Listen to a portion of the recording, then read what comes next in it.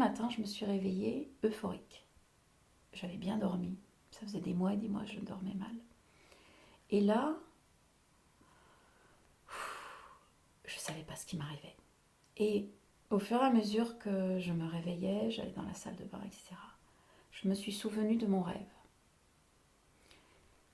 J'étais dans un théâtre, dans mon rêve, qui aurait pu être, je l'ai compris il y a quelques années, le théâtre d'Aix-les-Bains. Un magnifique théâtre, classé monument historique. Il y avait des fauteuils rouges, des rideaux rouges. Ça aurait pu être, ça aurait pu être aussi un théâtre parisien. C'était très opéra quand même.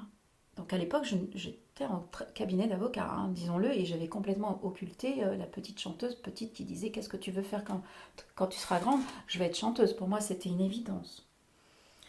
Et il y avait un public, la salle était comble dans mon rêve, je précise, et je chantais j'aurais voulu être un artiste.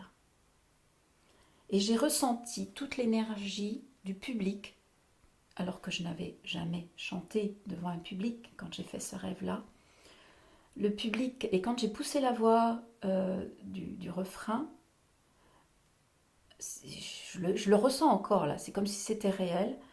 Le public s'est levé, un standing ovation, et j'ai ressenti toute l'énergie du public qui applaudit et qui, comme s'il disait, mais d'où elle sort? Mais qui c'est? C'est assez fabuleux parce que ça m'a rendu le matin euphorique, mais à rire toute la journée, mais un bien-être total, comme si j'avais, je sais pas, j'ai jamais fumé de pétard, mais comme si j'avais fumé au prix des substances illicites, n'est-ce pas? Donc, et à partir de là, ma vie a basculé. Et là, ça a été une renaissance pour moi. Mais vraiment, j'ai déménagé, tout était magnifique. Et je me suis inscrite au conservatoire. J'ai commencé à chanter. J'ai fait ma première composition qui s'appelle Brivido Divino, que j'ai après, parce qu'après je suis allée vivre à Nancy. Et Brivido Divino, ça veut dire frisson divin. Je ne sais pas pourquoi, c'est une synchronicité, j'ignore.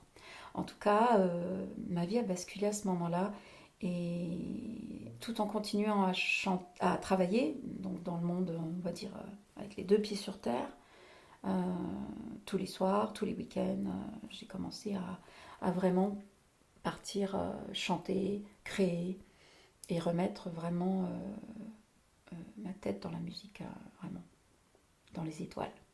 Et pour finir cette anecdote sur ce théâtre, j'ai réalisé de quel théâtre il s'agissait juste avant la crise sanitaire où j'ai joué, je crois que c'était le 24 avril à Aix-les-Bains, où j'ai joué ma comédie musicale Voyage en Italie, à Aix-les-Bains, donc dans ce théâtre. Le matin, je suis allée sur la tombe de mes parents. Et juste avant de monter en scène, on avait plus de 800 personnes. On a refusé du monde. C'était plein. Il y avait tous les Siciliens qui ont connu mes parents, qui m'ont vu dans le berceau, qui m'ont vu grandir. Ils étaient tous là. C'était énorme. Et juste avant de monter sur scène, parce qu'il y avait un escalier pour accéder à ma loge. Et là, je regarde par la fenêtre, il y avait un très bel arc-en-ciel. Et quand je suis arrivée, j'ai tiré le rideau comme ça, discrètement pour voir le monde dans le public. Et là, j'ai fait tilt. C'était le théâtre de mon rêve prémonitoire.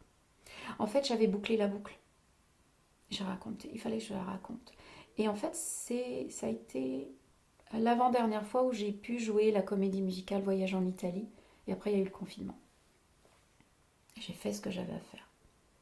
Pour moi, c'était dans la symbolique et dans la profondeur, c'était puissant.